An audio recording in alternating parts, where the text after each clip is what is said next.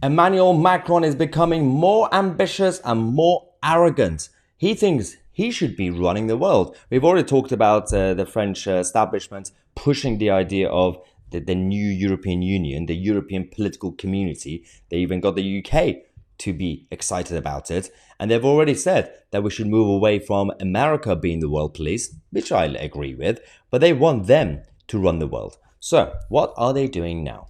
Emmanuel Macron and the cabal behind the establishment in Europe are going to be pushing for a new international tax, a new global taxation deal to finance climate efforts. So this is on top of the recent minimum tax rates for businesses.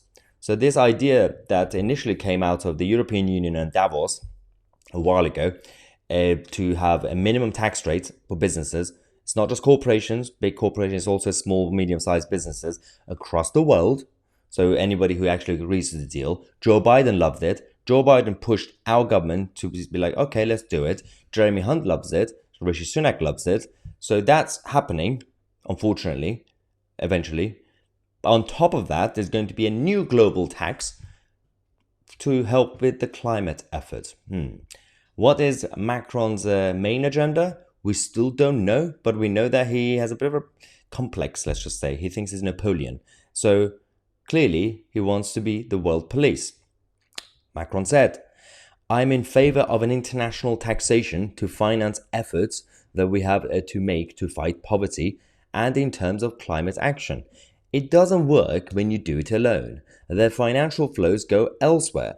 France already has in place two types of taxes that have been suggested. One on plane tickets, another on financial transactions. I want to make others follow us and mobilize around these issues. Are you kidding me with this?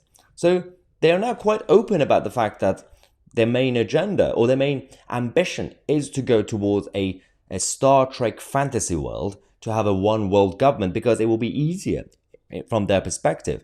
And that was the whole point of the European project from day one.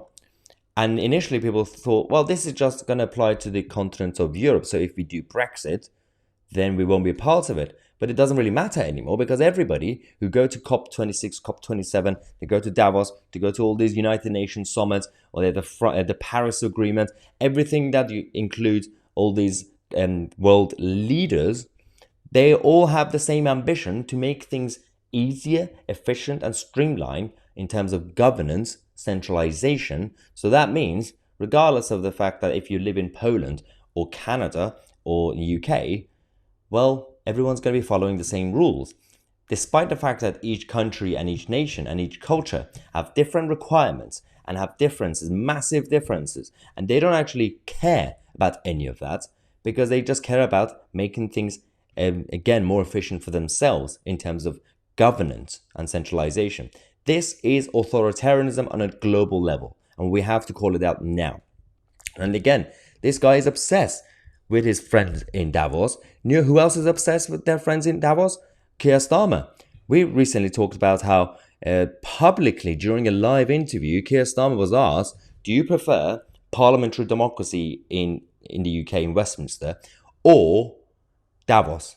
He said, I prefer Davos because there's less scrutiny and accountability and people don't really ask you questions. Journalists don't really ask you questions. I mean, they're quite open about it now. They're not even hiding it. And we are the ones wearing a tinfoil hat, apparently. Anyway, make sure to share this video everywhere. I'm Mahyar Tousi, and we are the media.